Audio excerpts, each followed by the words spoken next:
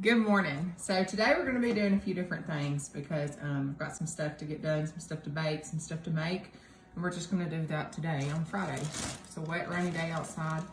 So the first thing I'm going to do today is I've got my oven preheating to 350, and I'm going to try to make almond butter for the first time. I bought a bunch of almonds in bulk. We use almond butter for smoothies. We go through it like crazy. I make smoothies a lot. I make protein shakes. And I use it all the time. So the first thing I'm gonna do is I'm just going to spread these out.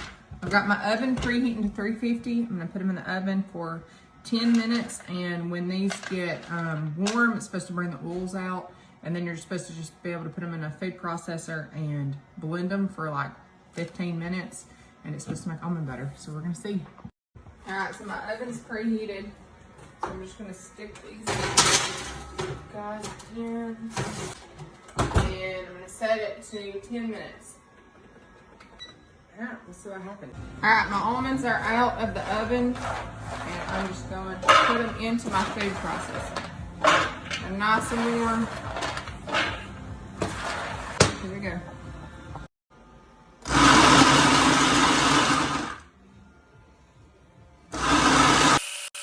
All right, we're about 15 minutes in, and you can definitely tell the consistency has changed. It's not powder anymore. It's almost there. So I'm gonna put it on for a little bit more. Let's see what happens. So I got it going, had it going for about 15 minutes, and my food processor started acting up. I don't know what's going on, I'll have to look at it, but I think that's a pretty good almond butter consistency. So I'm gonna get it jarred up. I don't know if it overheated because it was having to work so hard. It's a possibility because, I mean, all that was almonds and now it's almond butter.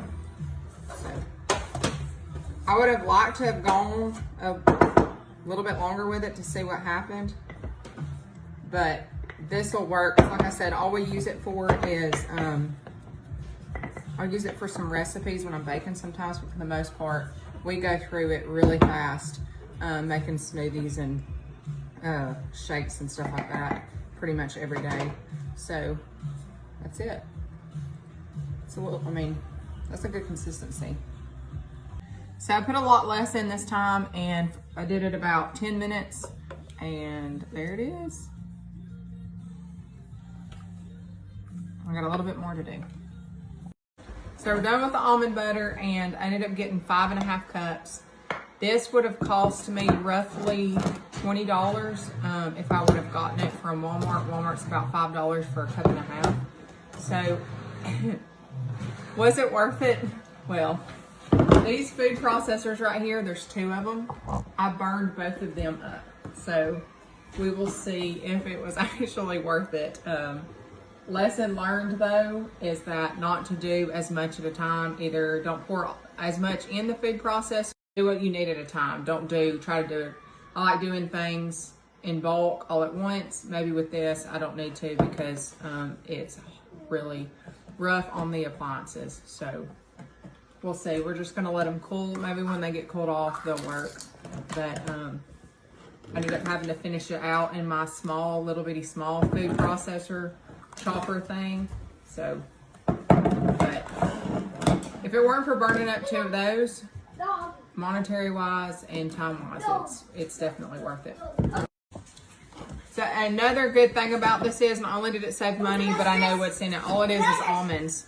I know that some people, they'll add, like, you can add maple sugar, you can add maple syrup, sorry. You can add maple syrup, you can add salt, you can add vanilla, cinnamon, anything like that, and get different results. I don't want any added sugar. Like I said, we just put it in smoothies and stuff. So